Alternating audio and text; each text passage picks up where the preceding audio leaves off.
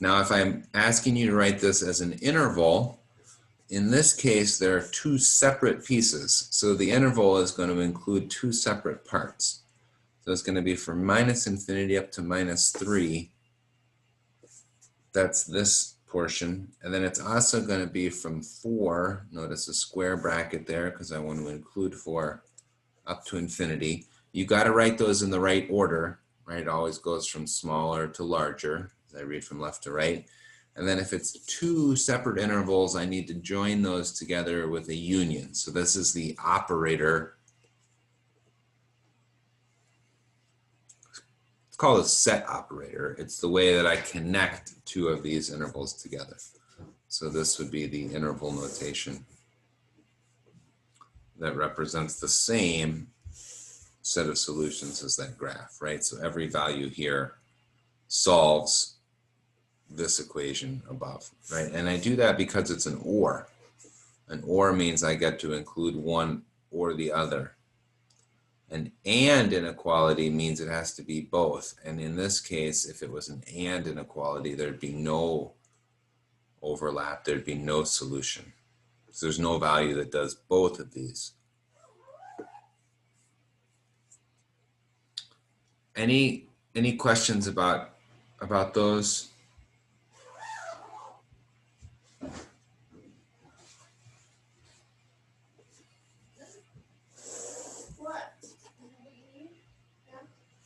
Okay. There'll be a couple questions here too on graphing. So make sure that you are comfortable with the y equals mx plus b. Make sure that you can find slopes and find intercepts. The slope formula, right? y2 minus y1 over x2 minus x1. Make sure that you have rise over run, right? And these may be ones you write down on your cheat sheet.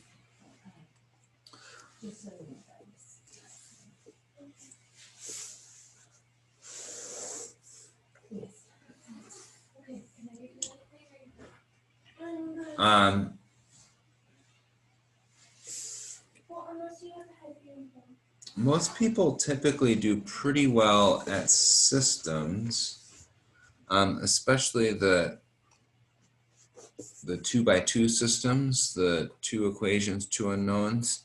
But remember, you have the 2 choices, right? You have the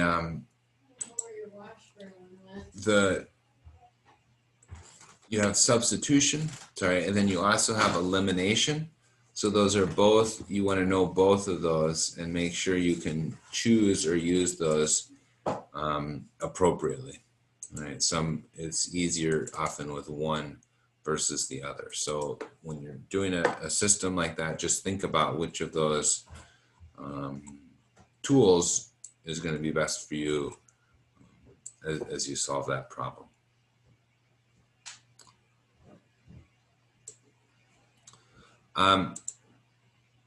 The other thing that I see all the time, I often, so let me write that down, know both substitution and elimination. My least favorite error that students make, I see lots of mistakes, and a lot of the mistakes I make and other people make, I think, well, that's a reason. You knew what you're doing, but you did make a little mistake there, right? That happens. But there's a couple mistakes where I'm like, you're really thinking the wrong way or seeing something really wrong. And for this kind of level of algebra, the most common error that I see that I don't like, right? Because I feel like it's very easy to avoid would be this: when you square a binomial. I have a lot of students that will just square that and say this is 4x squared plus 9. But that's definitely not it, because if you write out what that means, right, squaring means multiplying by itself. you can see that you have to FOIL this.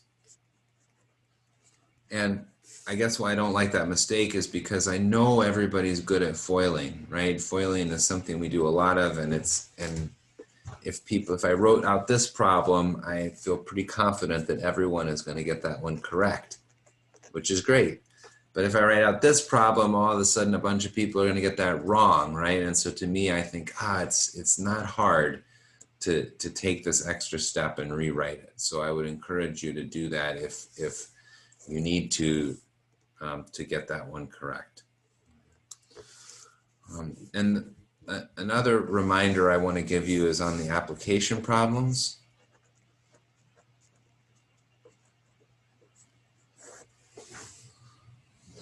It's like a word problem.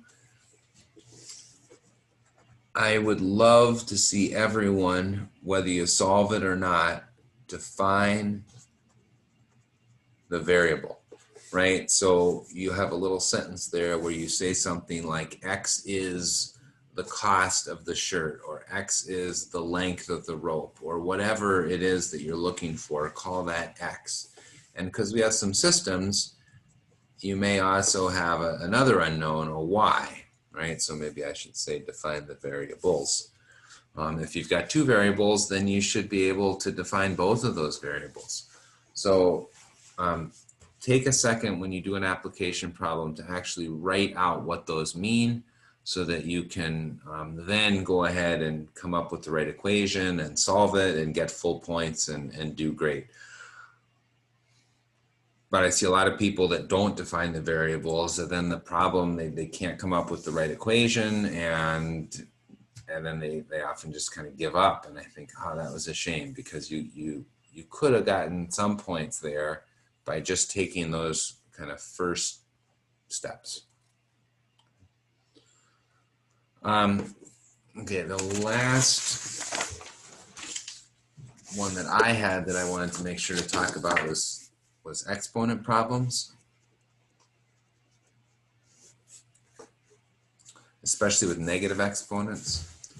So something like 2x to the fourth over x cubed times x, let's make this to the minus 3, over x cubed times x to the minus 7. Let's say something like this. So it's an exponent problem where we have some negatives and some different coefficients, and our goal here is to simplify. So there's a couple errors that students make. Number one, a lot of people will forget to apply this exponent to the 2. I don't 100% know why. I feel like that's something I should keep working on to figure out what's the thinking there, right? But this exponent applies to both of these pieces. I also apply the negative 3 to the 4, and I multiply that. Again, that typically goes pretty well. I add these exponents on the bottom because it's x cubed times x to the minus 7. So when I add those, I get x to the minus 4. Sometimes I'll have students stop here, which is not great, right? Remember, we also want to combine these bases together into a single base. So I'm going to do that by bringing this minus 4 up, which will make it a plus 4. And I get x to the minus 8. So this is better, closer, but my answer still has negative exponents, and I don't want the negative exponents. In this case, both of those negative exponents, because they both have a negative exponent, I'm going to bring them down into the denominator, both of them, because I want to change them both from negative to positive exponents. Now, if one of those was positive, I wouldn't want to bring it down, right? I'd leave that up. But in this case, they both come down, and that's a fine answer. You can write 2 cubed is 8 if you'd like, or you can just leave it as 2 cubed. Okay, so you'll see problems similar to all of those on the test. And I just wanted to go over those since those are some common errors that I see from students. Did you guys have any questions on any of those problems or any other problems? For that last problem, Yes. so if one of those, either the 8 or the 3 were positive, what would the final answer look like? Yeah, great question.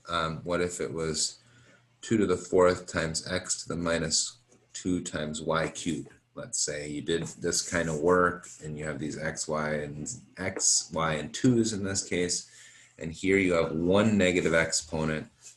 These pieces would just stay put, the 2x to the 4th and the y cubed, but this x to the minus 2, to make that a positive, I would bring that into the bottom.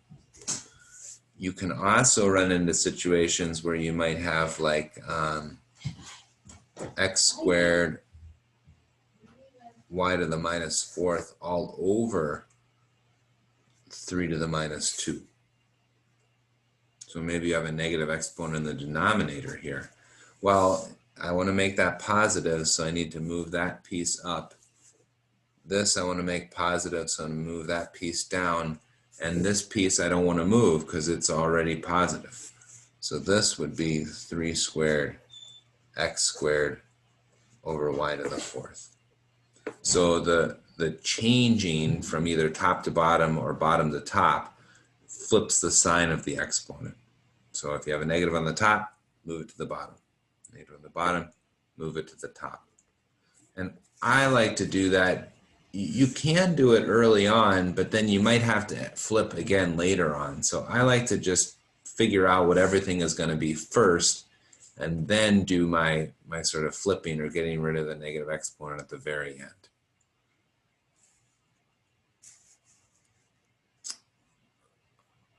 Other questions?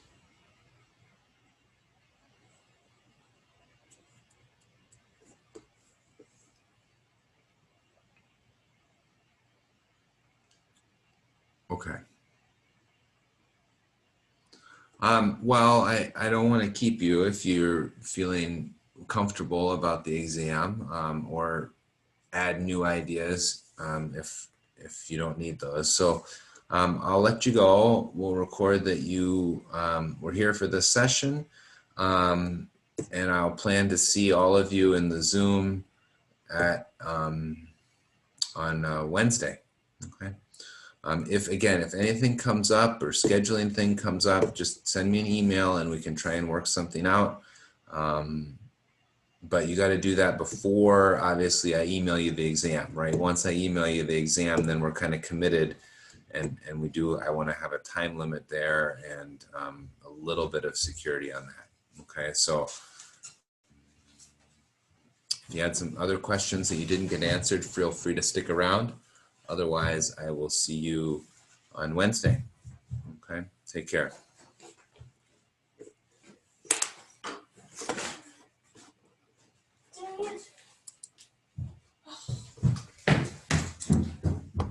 Thank you.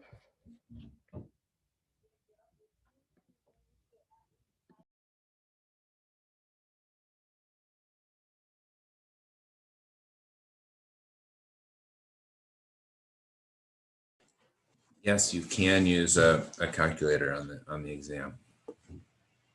I don't know that there's many problems where you need that, but you're definitely welcome to. Okay, thank you. Yeah.